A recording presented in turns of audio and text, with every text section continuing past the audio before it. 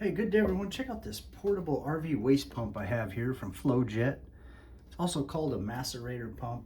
Here's all the specs on it. Oh yeah, there we go. Has some operating instructions right there. Here's the pump itself. Pretty light too.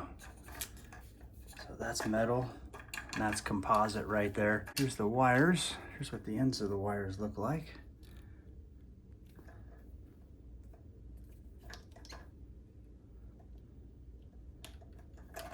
Now this thing just hooks right on there. There's a look down inside there.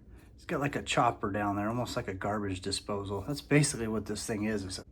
All right, for using this thing, you want to remove the end cap from the drain pipe, and then this thing will go right on the drain there, and it'll twist clockwise to lock it in, counterclockwise to remove it. And you want to make sure that the O-ring, which they give you an extra one, that the O-ring is on the pump here prior to installing it.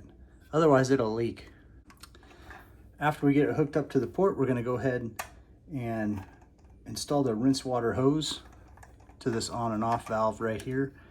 So you can leave that on, and then when you want to turn it on and rinse it, turn that, and that's off right there. Okay.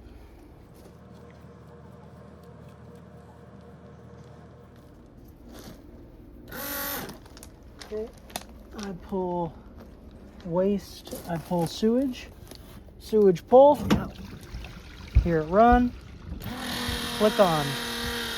All right, we got the macerator pump going. So we've got the water coming in right here, and the product, the turd's coming out there. So it's basically just chopping it up right here, mixing with the water, and now we're emptying it out. We got this hooked up to the battery right there. That's what's powering it. And the hose is going all the way up here. This thing's a game changer, so you can just go right in the clean out. Then we're just going right down the clean out here.